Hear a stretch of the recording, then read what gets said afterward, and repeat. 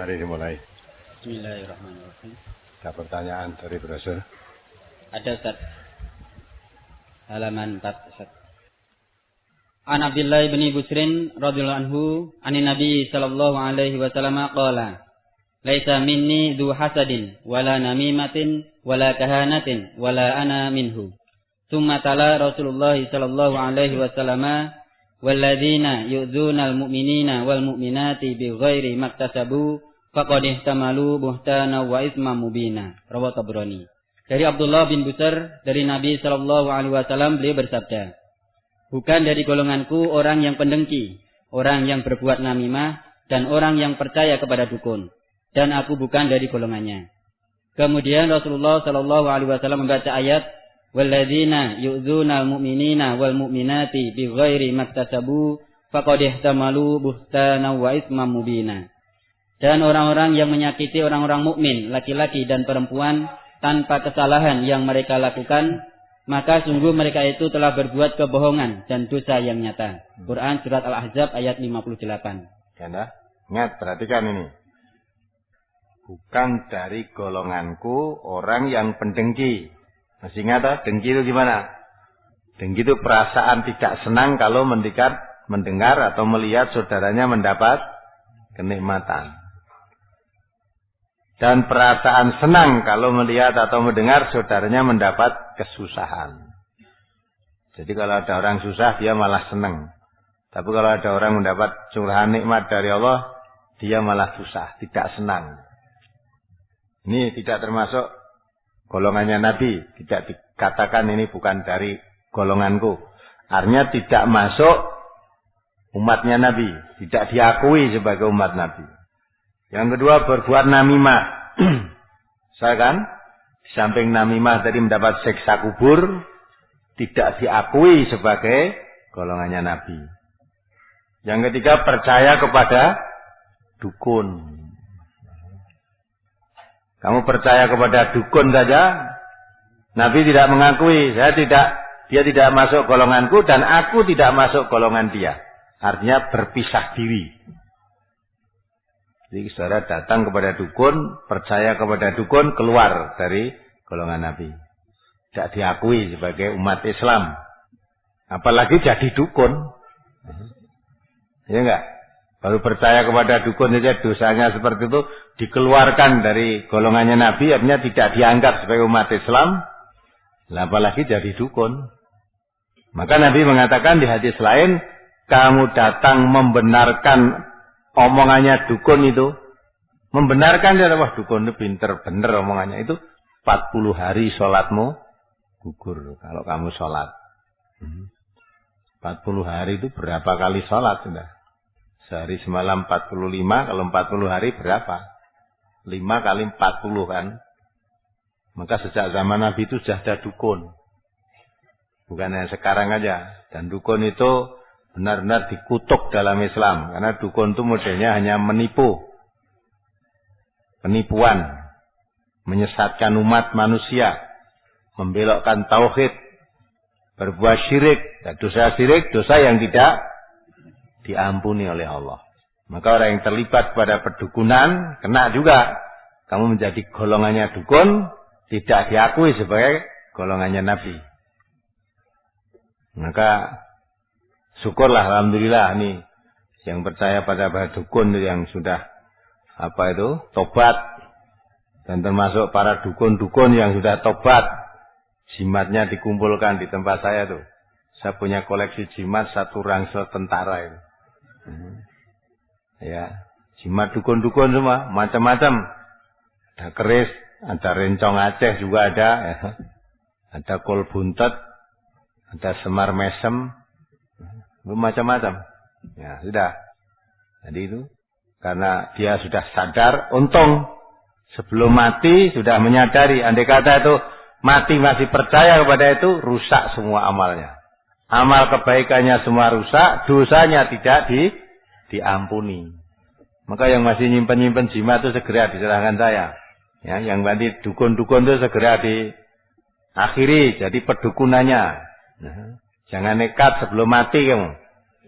Nah, kalau kamu nekat, nanti mati tidak diterima taubatmu, Ya. Gula teh sing ditampa ora iso. Ya. Ndak dapat menolak azab Allah itu. Ya, kecuali kalau itu bukan orang Islam silakan. Kalau orang Islam kok percaya kepada dukun tuh, fa aina Allah? Ya. Allah di mana? Tuhanmu siapa? Ucapanmu yang setiap hari iyyaka na'budu wa iyyaka nasta'in bohong, menipu. Ya. Kalau kita orang Islam kok percaya kepada dukun ya. Nabi sudah mengatakan tidak termasuk golonganku, aku tidak termasuk golongan mereka. Artinya tidak diakui sebagai umat Islam. Lah kalau bukan orang Islam mencari dukun, mencari ya silahkan saja. Memang dia orang bingung, tidak mengerti kan. Orang Islam itu harus kenal kepada Tuhannya. Maka bedanya orang Islam dan tidak orang Islam, bedanya ya. Karena orang Islam itu mengetahui, kenal siapa Allah, mengetahui Tuhannya. Kalau bukan orang Islam nggak kenal siapa Tuhannya. Maka ada yang mempertuhan kebo. Ya Islamat itu dipertuhan. Ada yang mempertuhan gunung, ada yang mempertuhan meriem, ada mempertuhan apa-apa dipertuhan. Karena tidak kenal. Kalau zaman Nabi Musa dulu mempertuhan patung anak sapi. Anak sapi itu disembah-sembah. Nah, kalau orang Islam kenal siapa Tuhannya orang Islam? Allah. Siapa Allah itu? Alladzil khalaqakum, yang menciptakan kamu. Yang menciptakan kamu dan menciptakan orang-orang sebelum kamu. Maka Allah firmankan kepada kita umat manusia ini, "U'budu rabbakum," hambakan dirimu kepada yang memelihara kamu. Yang memelihara kamu itu siapa? Alladzi khalaqakum, yang menciptakan kamu. Walladzina min qablikum, juga yang menciptakan orang-orang sebelum kamu. Nah, itu Allah. Jadi orang Islam mempertuhankan tidak yang lain, la ilaha illallah, kecuali hanya Allah saja. Jadi, kalau bukan orang Islam silakan, karena tidak kenal pada Allah. Nah, oleh karena itu Nabi kita mengatakan berbahaya besar orang yang percaya kepada dukun, tidak diakui sebagai umat Islam. Ya. Padahal banyak orang Islam yang masih percaya kepada dukun. Malah dianggap dukun itu katanya wong tua walaupun anaknya masih muda. Malah dianggap wong tua wong pinter walaupun bodoh, ya dah. Kalau orang pura-pura ngerti yang gaib itu kan terlalu sombong. Allah sudah mengatakan kuncinya yang gaib itu hanya Allah. Tidak ada yang tahu kecuali Allah.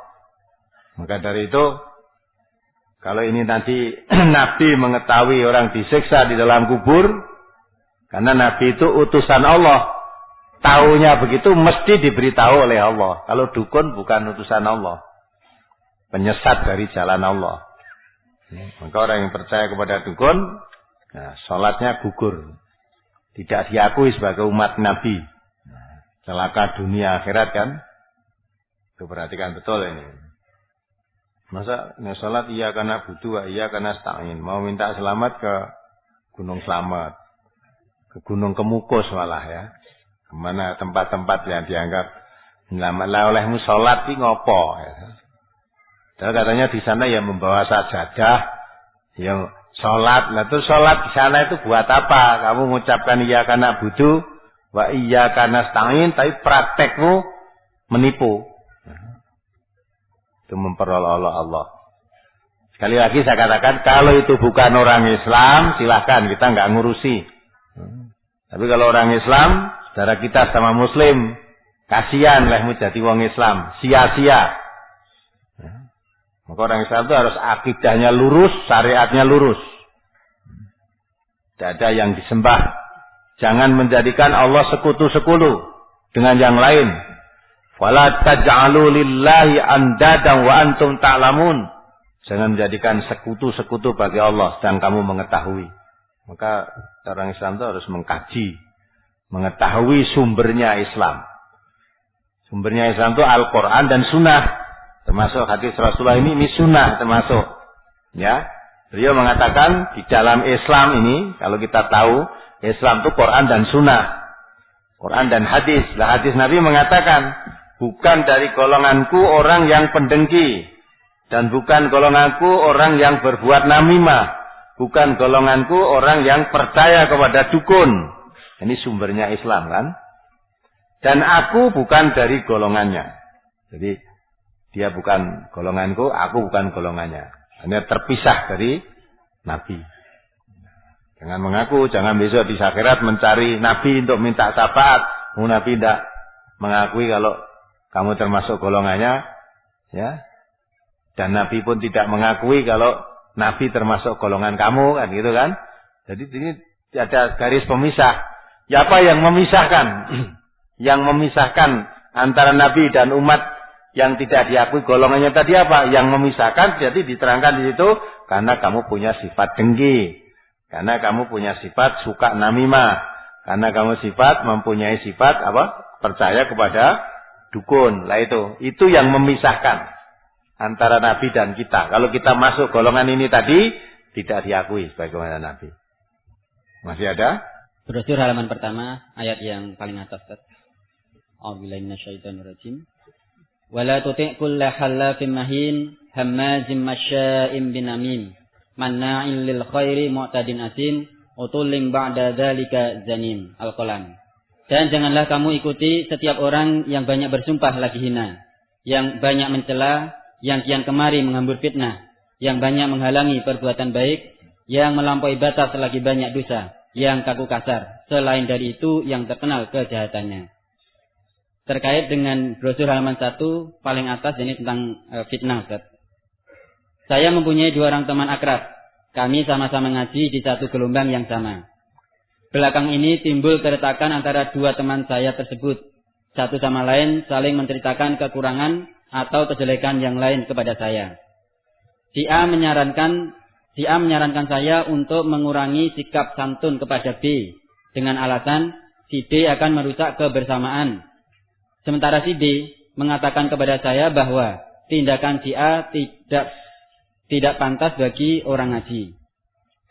Pertanyaan 1. Haruskah saya adakan tabayun atas tuduhan teman-teman saya tersebut? Kedua, kalau benar salah satu dari mereka membahayakan kebersamaan, apa yang harus saya lakukan? Haruskah saya menjauhinya, Ustaz? Jadi kalau kamu mendengar berita-berita itu, kalau kita cara Islam, in ja'akum fasiqun binaba'in fatabayanu. Betul, kamu tabayun itu perlu. Kalau ternyata betul, misalnya sampai terjadi 2 orang itu berselisih, saudara berkewajiban, sekali lagi berkewajiban. Fa'aslihu baina akhawaikum. Diislahkan. Nabi sampai mengatakan dalam satu hadis, maukah kamu saya tunjukkan yang nilainya lebih afdol dari nilai sholat, dari nilai puasa, dari nilai sedekah? Apa itu? Mendamaikan 2 orang yang berselisih. Karena perselisihan itu hakikatnya mencukur. Ingat hadis brosur yang lalu. Nabi mengatakan, saya tidak mengatakan mencukur rambut, tetapi mencukur agama. Jadi kalau 2 orang Islam yang berselisih, ya, kembalikan pada Quran dan Sunnah. Fa'aslihu baina akhwaikum. Diislahkan. Cara mengislahkan bagaimana? Fa'in tanaza'tum fi syai'in faruddu ilallah wa rasulih. Kalau terjadi perselisihan di antara kamu keduanya, ya, maka kembali pada Quran dan Sunnah. Karena perselisihan itu merusak agama, mencukur agama. Rambut ini dicukur jadi bersih, hilang rambutnya. Malah kok Nabi mengatakan, saya tidak mengatakan mencukur rambut, tapi mencukur agama. Berarti orang yang suka berselisih itu tanpa memakai aturan agama. Agamanya hilang, tidak dipakai. Maka bukan kamu menjauhi, tapi apalagi kalau dia sama-sama orang ngaji, ditemui. Kamu ngaji toh? Ya, yang dikasih Quran toh? Ya, mari kita kembali pada Quran dan Sunnah. Kalau masing-masing sebagai orang Muslim, pasti selesai. Karena kembalinya kepada Al-Quran kembalinya kepada sunnah Rasulullah. Kalau sudah orang Islam dijak kembali pada Quran dan sunnah, tidak ada kata tidak mau, mesti harus jawabnya sami'na wa ta'na, sudah. Maka diusahakan kalau itu tabayun dulu, kalau betul terjadi kok dua bersaudara yang ada hubungan kurang serasi, didamaikan, diajak kembali pada Quran dan sunnah. Insyaallah akan selesai dengan baik. Terus apa lagi? Hanya Ustaz. Ayo. Dari keterangan Ustaz tentang hadis yang di halaman 6 tadi Ustaz. Hadis dari Abdullah bin Busr itu Ustaz. Dari di sini ada lafal bukan dari golonganku orang yang pendengki, orang yang berbuat namimah, dan orang yang percaya kepada dukun. Dan aku bukan dari golongannya. Yang ingin mohon kejelasannya Ustaz. Lafal seperti ini apakah menunjukkan bahwa orang yang melakukan perbuatan itu dihukumi kafir Ustaz, seperti orang yang meninggalkan sholat, atau seperti orang yang seperti lafal barang siapa yang membenci sunnahku maka bukan dari golonganku. Apakah itu juga bisa dikatakan bahwa orang-orang yang melakukan perbuatan itu dihukumi kafir Ustaz? Terima kasih. Tidak disebut kafir di situ, hanya tidak diakui sebagai golongannya Nabi. Ya kan? Karena yang membedakan seseorang antara orang saat Islam dan kafirnya adalah sholat. Kalau dia sholat ya masih Islam, tapi tidak diakui sebagai umatnya Nabi, tidak diakui golongannya Nabi. Lah kalau kita mengaku sebagai orang Islam tapi tidak diterima oleh Nabi, mau apa kita? Ya, tidak diakui, itu bukan. Besok kita cari mengaku sebagai umatnya Nabi, Nabi melihat kita, oh itu bukan golonganku. Nabi tidak mau campur tangan dengan orang yang suka dengki, orang suka namimah, dengan orang yang suka dukun. Itu Nabi nggak mau campur tangan. Tidak mau kita mengaku dirinya sebagai umatnya Nabi. Nabi tidak mau mengakui. Walaupun kita sholat mungkin mengaku sebagai orang Islam, tapi Nabi menolak. Tapi kita tidak boleh mengatakan dia kafir, tidak. Karena hukum itu bidzohir. Taunya dia sholat ya Islam, itu aja. Maka apa yang disyaratkan oleh Nabi ini, kasihan kalau ada orang Islam masih suka dukun, masih suka namimah, masih suka dengki, itu toh. Sampai Nabi mengatakan bukan golonganku. Lah, kalau dia sebagai orang Muslim, maka kewajiban kita dakwah, mengajak mereka supaya diakui kita sebagai golongannya Nabi. Hentikanlah itu, jangan suka mendukun, jangan suka mendengki, jangan suka namimah. Nah, antar kita ini berkewajiban tawasau bil haqqi, tawasau bis sabr, wasiat mewasiati. Nah, kalau Nabi memberikan ketegasan begitu, jangan kita terus melihat, wah orang itu kok percaya dukun, kafir ini. Enggak, kasihan. Nabi mengatakan kalau kamu suka dukun, kamu tidak diakui golongannya Nabi.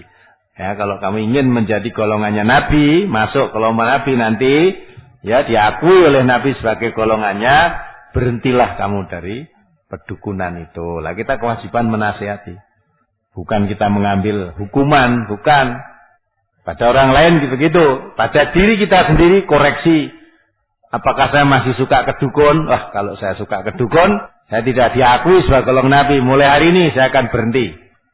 Kalau saya masih suka namimah, hari ini saya akan berhenti. Kalau saya dengki, hari ini saya akan berhenti setelah mengetahui. Kalau saya nekat, saya tidak masuk golongannya Nabi. Jadi kepada dirinya sendiri, hadis Nabi untuk mendidik, jangan sampai kita termasuk orang yang suka dukun, namimah, dengki, sehingga tidak diakui sebagai golongan Nabi. Itu untuk diri kita sendiri. Kalau kita melihat saudara kita sama muslim berbuat begitu, kita nasihati, tunjukkan hadis ini. Ya, kalau kamu nekat begitu tidak diakui golongannya Nabi loh. Berhenti aja lah. Kita masuk golongan Nabi, tinggalkan itu semua. Nah itu kewajiban kita. Jangan terus saya sudah tidak kedukun, saya sudah tidak ini, merasa dirinya bersih. Melihat orang-orang yang kedukun itu kotor, rendah, itu kafir, tidak boleh gitu. Maka kalau kamu sudah bisa menghindari itu, masih saudaramu masih berbuat begitu, kewajiban mengajak, menasihati, meluruskan. Maka perintahnya Allah itu orang yang tidak rugi termasuk orang yang melaksanakan tawasau bil haqqi, tawasau bis sabr. Apalagi? Sudah. Coba satu lagi halaman 7 itu. Hadis yang di atas. An Abdurrahman bin Ghanmin yablughu bihi an-nabiyya sallallahu alaihi wasallam. Khiyaru ibadillahi alladhina idza ru'u dzukirallahu wa syiraru ibadillahi al-masya'una bin namimatil mufarriquna bainal ahibbati al-baghuna lil bura'il anata. Rawi Ahmad. Dari Abdurrahman bin Ghanmin dari Nabi sallallahu alaihi wasallam beliau bersabda, sebaik-baik hamba Allah ialah orang-orang yang apabila mereka itu dipuji, disebutlah nama Allah. Dan seburuk-buruk hamba Allah ialah orang-orang yang berjalan ke sana kemari berbuat namimah. Orang-orang yang memecah persatuan dan mencari-cari celah dan keburukan orang-orang yang bersih. Hadis riwayat Ahmad. Nyata, kalau dia dipuji orang, tidak ongal. Misalnya, kelebihan-kelebihan, kebetulan ada orang suka memuji dia, disebut nama Allah. Segala puji itu bagi Allah. Itu jangan malah dipuji orang seneng. Wong aku untung ada saya. Nah itu kan, jangan saya yang ditonjolkan. Itu yang paling baik. Kalau ada orang memuji-muji aku, jangan muji aku. Kalau di hadis lain malah taburkan pasir di muka orang yang suka memuji itu. Segala puji itu bagi Allah. Kemudian yang paling jelek, orang yang kesana kemari menyebar fitnah dan suka mencari-cari kesalahan orang lain. Nah, maka mau pilih wali kota, pilih bupati, ya, jangan suka yang menyebar fitnah. Jangan suka memilih orang yang menjatuhkan lawan atau calon yang lain. Ngapik-ngapik awake dhewe dengan menjelek-jelekan orang lain, calon yang lain. Itu masuk golongan ini. Jadi nek wong elek-elek wong, kuwi aja dianggap wong apik. Orang yang suka ngelek-elek orang itu orang jelek. Butuh mau jadi bupati itu jadi wali kota aja kok tidak menjelek-jelekan saudaranya. Biar milih saya kan gitu kan. Kalau orang yang baik tidak begitu itu. Mau jadi ini konsepmu apa? Keluarkan konsepnya. Rencananya nanti kalau saya jadi wali kota apa? Nah, gitu tunjukkan. Kalau masih misalnya dengar ada orang mengatakan loh calon bupati itu begini, oh jangan, itu bukan urusan saya tidak mau mengoreksi kekurangan orang lain. Orang lain mungkin punya konsep juga, saya punya konsep. Lah antara konsep dia dan konsep saya, mana yang bisa diterima? Mana yang kamu anggap baik, kamu pilihlah. Iya kan? Nah itu semuanya. Sehingga kalau tidak ngelek-elek liyane itu orang jelek, jangan dipilih. Itu hadis Nabi tadi, orang yang jelek itu. Sebab apa? Orang suka menjelek-jelekan orang lain, itu menganggap dirinya bersih. Padahal orang mencari-cari kesalahan orang lain, itu dia lupa. Kalau dirinya sendiri juga tidak bersih dari kesalahan. Maka, wala tuzakku anfusakum. Jangan merasa dirimu suci. Huwa a'lamu bimanittaqo. Allah itu lebih mengetahui siapa di antara kamu yang bertakwa. Apakah kamu? Apakah lawan jago lain lagi? Atau kamu? Atau orang yang kamu jelek-jelekan tadi yang bertakwa? Itu Allah yang tahu. Dan semuanya itu dalam rangka mencari ridhonya Allah. Maka jangan menjelek-jelekan orang lain. Karena bagaimanapun juga kalau dicari, ya, ada saja kekurangan, kesalahan, kejelekan, ada saja manusia sempurna, tidak ada. Nah inilah cara saya ini yang perlu diperhatikan. Kalau sudah tidak ada dari brosur, mari kita jawab minggu yang lalu. Wah numpuk sekali, banyak ini. 1 Mei nomor 5. Banyak ya. Ada tetangga saya yang sedang padu dengan anak dan istrinya. Hal seperti itu sering terjadi. Dia sering ke dukun minta pertolongan. Tetapi tetap saja keluarga itu masih tidak nyaman. Sampai-sampai anak dan istrinya dikeluarkan dari rumah. Lampu depan dimatikan dan anak istrinya dibiarkan tidur di luar rumah. Kalau diingatkan yang benar, dia tersinggung dan marah. Malahan mengancam akan membunuh. Apakah orang itu sudah dimasuki syaitan hatinya sehingga dia berbuat seperti itu, Ustaz? Iya. Orang kalau percaya dukun tuh hatinya kemasukan setan sudah. Lowong padu anak istri kok malah yang dukun. Ya dah? Ke istrinya masih cantik. Tekon yang dukun, dukunnya ngomong, wah itu tidak cocok dengan kamu itu. Ya, kalau kamu tetap kamu Ya, terus jadi itu ya selamanya akan cerai. Apa itu akan rame. Dulu wetonnya tidak cocok. Gitu. Nah, supaya bisa damai, tolonglah istrimu biar mondok di rumah saya. Tak selepe nanti gitu. Nah, nanti terus dinasihati apa? Lah karena percaya kepada dukun ya ben damai dititipkan di situ. Sering toh? Kita lihat tayangan-tayangan TV itu. Iya enggak? Fakta itu loh. Di pondok keneng dukun akhirnya digarap oleh dukune. Ya. Ya enggak? Dukunnya umur berapa udah tua masih ya begitu dukun. Terus wes balik keneng dukun yang di rumah. Cik rame meneh. Ada saya dulu di daerah Ngerampal sana dulu ada orang ya. Sakit dikok keneng dukun. Nah, kebetulan rumahnya yang sakit itu sebelah barat masjid. Tekok keneng dukun, apa kata dukun? Wah, kamu tidak kuat disembah. Nah, karena omahe kulon masjid, nek salah tak marek kulon. Tidak kuat disembah. Pindah akhirnya. Pindah Madidol. Di sana masih sakit lagi juga. Oh, ya. Salah arah kamu membuat rumah jangan menghadap ke sana, menghadapnya ke sini. Bongkar lagi. Bongkar. Lah coba biayanya berapa? Rumah dipindah wis apik-apik dikon bongkar meneh, masih sakit lagi. Ya, apa dicari-cari akhirnya mati. Nah, mati wis omahe didol, wis duit entek nggo krek-krek kuwi, manut dukun mati. Bareng wis mati dukune, wah wis kasep kok. Kamu lapor pada saya itu sudah kasep. Ana meneh nyalahke dokter. Akhirnya wis ora iso ngobati lah karena sudah kemasukan obat kimia sehingga tidak mempan itu. Kalau mau percaya saya ya sebelum bawa dokter bawa saya dulu. Nah itulah dukun itu kudu pinter ngomong. Ora pinter ngomong ora payu wong dukune modale ngapusi kok. Padahal orang baru datang langsung, wah lah ini kamu nyawa balen. Ya, nyawa balen. Kamu dulu seakan mati. Coba kamu ingat-ingat. Kamu pernah diopnam di rumah sakit sampai hampir mati kamu. Akhirnya kamu masih hidup aja nyawa balen. Ya enggak? Pernah enggak kamu di rumah sakit sampai 6 bulan apa 7 bulan gitu. Giling-giling enggak pernah sakit itu saya.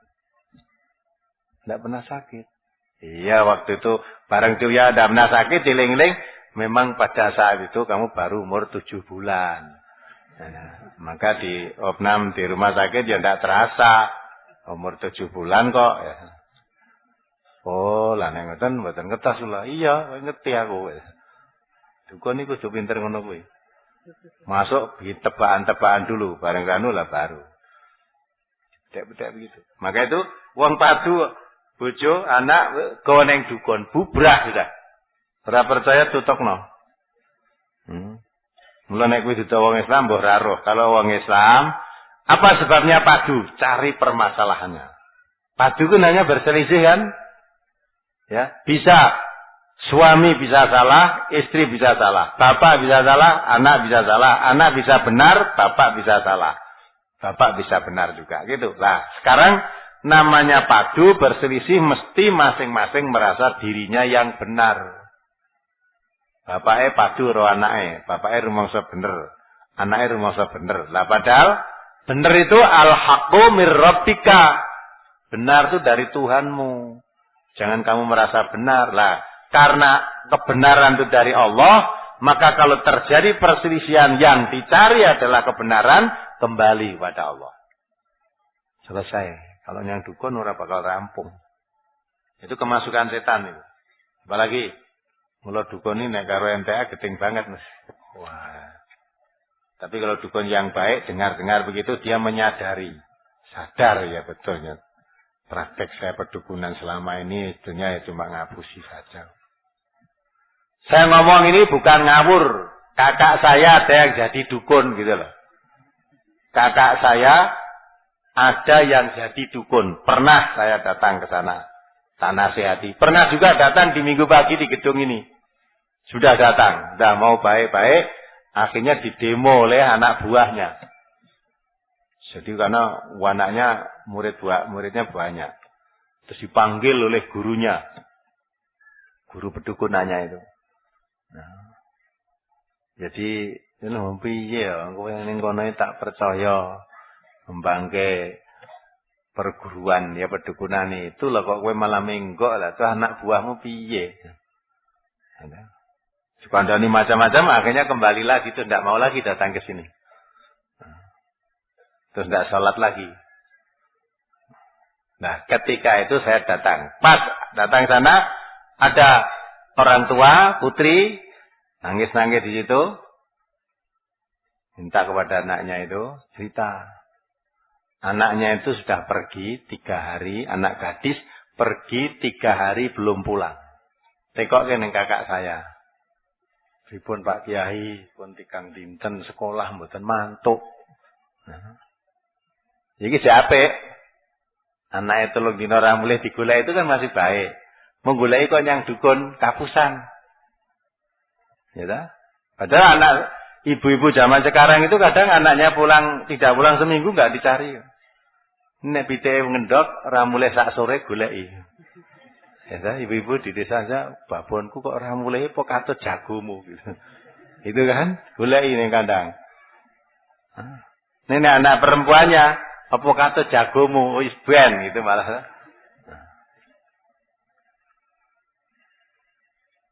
Betul, itu tanya. Terus kakak saya masuk. Lama di dalam kamar. Terus pulang, terus keluar lagi. Bawa buntelan gini, entah isinya apa, enggak tahu. Ya, terus niki nggih. Niki mengke sing sak bungkus niki manglebokke teng jero urung bantal sing kulina dienggo turu anak sampean. Kali mang sebut jenenge.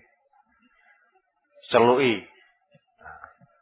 Nah, yang niki ini ditaruh di bawah tikar. Nalika ndoko kuwi dipanggil-panggil namanya. Dah. Ya. Cilike setengah bulan, gedine sesasi, nek mboten mantuk mang ngomong kula. Ya. Terus nggih matur nuwun Pak Kiai mulai.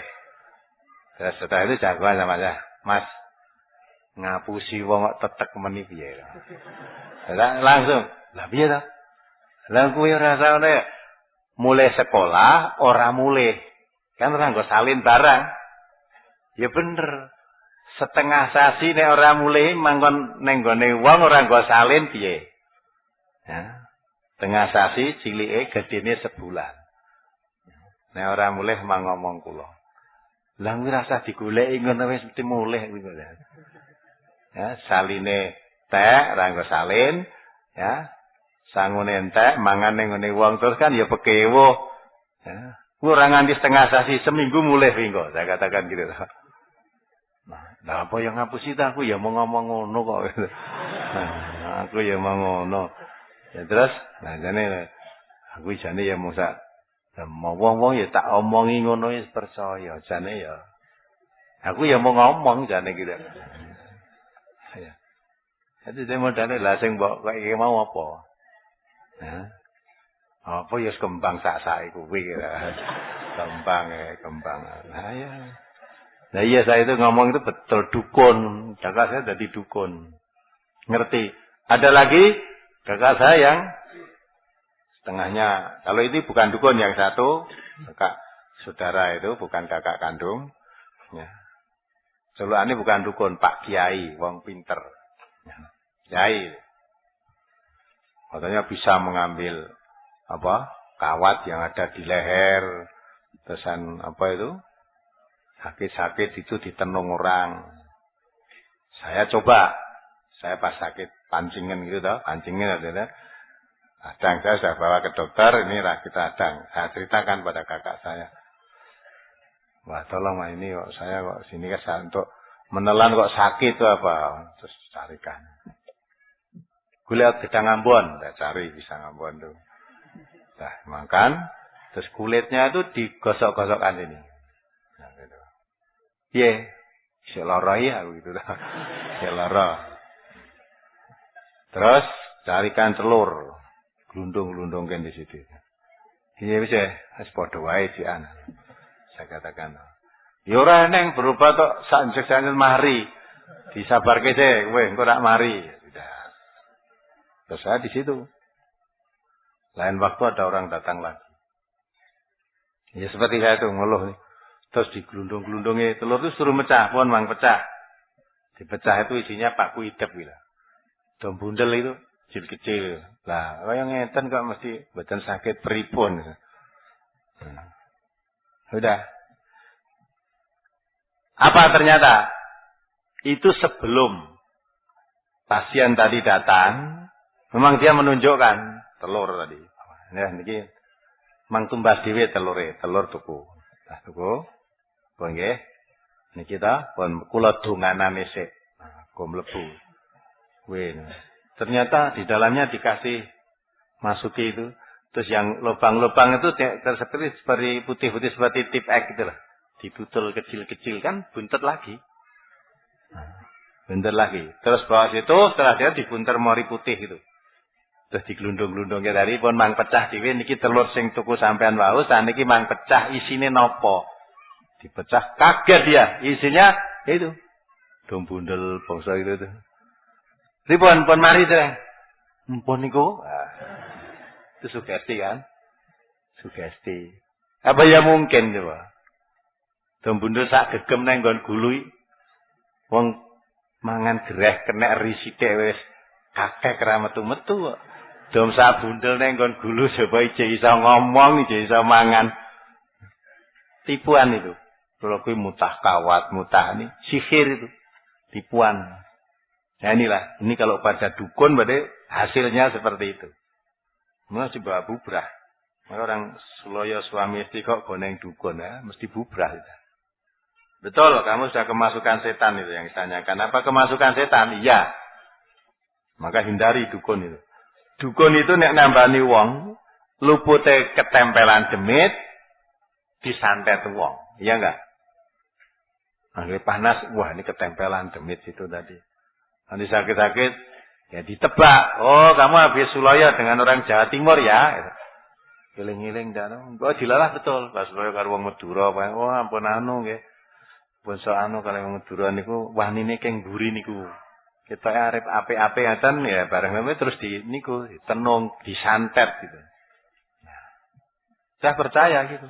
Saya pernah punya saudara, teman sekolah rumahnya Banyu Dono sana. Sakit mulat-mulat itu. Panggilkan kiai waktu itu. Apa ya? Wah, aku rasa lapo-po, kok linggis dilebokke ning gegerku gitu. Lah dia, asing ngomong sapa? Entah tuh kok wong pinter, jare linggis dilebokke ning gegerku. Ah metune ngendi saya katakan. Ya mbok kondone ya malah apik noh dadi balung wesi kok saya katakan gitu. Nah, itu padahal itu cuma sakit apa itu? Ya wong dengkek apa sakit rematik apa itu loh. Nah, itu coba akal kan jare masuk. Linggis lebokke geger itu metune ngendi. Padahal nyatane bungkuk ya iso ning jare sakit banget nek nggon ndungkuk. Ki sakitane nek linggis apa iso mbok teko-teko gitu. Nah, ndak bisa kan? Jadi lupute kena ketempelan demit, ya ditenung wong. Maka saya katakan waktu saya ngisi pengajian awal-awal di Surabaya itu saya tantang aja itu. Kan golek ini bapak-bapak dari Surabaya ada ini. Ayo golek dukun yang paling ampuh ning Surabaya gini dari ini Jawa Timur tuh dugdeng, bangsa ahli pentenungan, penyantetan. Suruh nyantet saya. Nanti kalau kena tak bayar gitu. Kalau tanya rumah saya mana, weton saya apa, wes golek ana wetone sing kira-kira kena disantet weton apa enggak? Gitu kan? Sampai sekarang enggak berani. Enggak bisa, memang enggak bisa itu loh. Mula dukune anggere bareng ngobati wong kada ditu anu napa niku kenging santet terus sing lara nggih pun ana kula mboten salah. Nyuwun tulung mang balekke Pak Dukun. Mang balekke mriku kajenge ngrasake kaya sing kula rasake. Dukune gelem apa ora biasane? Ndak mau. Pun mboten sing penting rak waras to nggih. pun mboten sah. Ora iso sebab itu. Ora kok ora mau dadi wong apik, ora iso. Balekke apa coba? Ndak bisa. Maka jangan percaya pada dukun.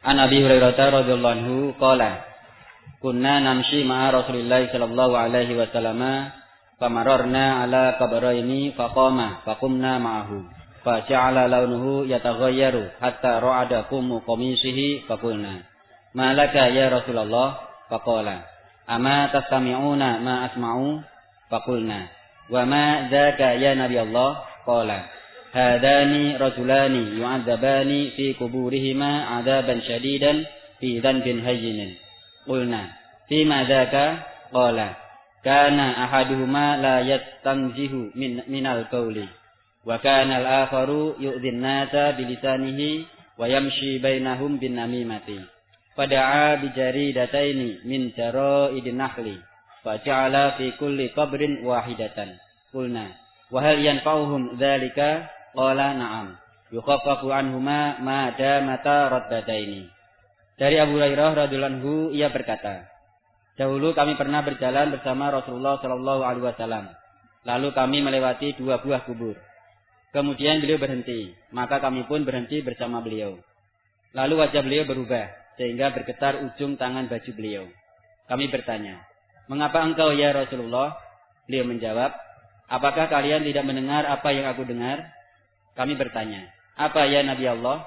Beliau bersabda, "Ini 2 orang laki-laki yang sedang disiksa di dalam kuburnya dengan siksa yang keras lantaran dosa yang mereka anggap ringan." Kami bertanya, "Kenapa mereka itu?" Beliau menjawab, "Salah satu dari keduanya dahulu dia tidak bersih dari kencing. Adapun yang lain, dia dahulu biasa menyakiti orang-orang dengan lisannya dan berjalan di tengah-tengah mereka dengan berbuat namimah." Lalu beliau meminta 2 pelepah kurma dan beliau menancapkan pada masing-masing kubur sebuah pelepah kurma. Kami bertanya, "Apakah yang demikian itu bermanfaat kepada mereka?" Beliau menjawab, "Ya, diringankan siksa keduanya selama 2 pelepah kurma itu masih basah." Hadis riwayat Ibnu Hibban. Dari riwayat Abu Hurairah dan Abu Umamah diriwayatkan beliau Rasulullah sallallahu alaihi wasallam menancapkan pelepah kurma pada 2 kubur. Ketika ditanya oleh sahabat, "Apakah yang demikian itu bermanfaat kepada mereka?" Beliau menjawab, "Ya, diringankan siksa keduanya selama 2 pelepah kurma ini masih basah." Pertanyaan, hadis ini digunakan orang sekarang sebagai alasan kalau mereka ziarah kubur membawa bunga. Apakah yang demikian itu juga bermanfaat seperti yang dicontohkan Rasulullah? Mohon penjelasannya, Ustaz. Tidak, dia pakai bunga itu bukan mengamalkan apa yang dilakukan Rasulullah. Kenal pun tidak. Yang ke kubur dengan tabur bunga itu tanyakan, nggak kenal riwayat ini. Nggak kenal riwayat ini. Jadi jangan dianggap orang yang menabur bunga di kubur itu mengamalkan apa yang diamalkan oleh Rasulullah terhadap 2 kubur yang disiksa dalam kuburnya dengan menancapkan pelepah kurma tadi. Tidak, itu kepercayaan animisme. Jadi percaya dengan tabur bunga, terus dengan kasih apa itu disiram di kuburnya dengan bunga tadi, kasih air disiramkan di atas kuburnya. Ada lagi yang membawa arang dengan anglo dengan tepas, ya. Terus orang bakar sate itu loh. Itu bukan cara itu. Dia nggak kenal dengan riwayat ini. Dan kita tidak boleh terus ikut-ikut. Misalnya saudara terus lewat kubur, terus nyempal papas sembojo, ya toh. Kan di kubur-kubur biasanya ada bunga sembojo itu toh, terus sempal papasnya ditancapkan di kuburnya biar dihentikan siksa kubur, nggak bisa. Kalau mau contoh Nabi itu korma, pelepah korma. Sama. Yang kedua, Nabi berbuat begitu itu Nabi mendengar, tahu. diperdengarkan oleh Allah bahwa di dalam kubur itu sedang disiksa. Ya. Kalau yang menancapkan pelepah kurma tadi kamu ngawur kan? Apa kamu dengar yang dikubur disiksa, sedang menjalani siksa kubur? Nabi diperdengarkan. Kita nggak boleh ikut-ikut itu terus dulu ya begini. Ndak, Nabi diperdengarkan dulu oleh Allah. Nah, tekanannya di situ bukan pelepah kurma ditancapkan di kubur, itu bukan. Tekanannya yang perlu kita ambil pelajaran, Nabi memberi kabar kepada yang hidup termasuk kita ini, ya, ternyata orang yang menganggap remeh dosa, ya, ternyata membawa akibat besar, dia dapat siksa di dalam kubur. Hanya disebabkan ketika kencing dia tidak bersih. Jadi belum bersih, sudah tidak atus, tidak istibrok. Ya. Maka kalau kamu kencing, tadi kan laki-laki itu kebetulan yang diterangkan kejadiannya.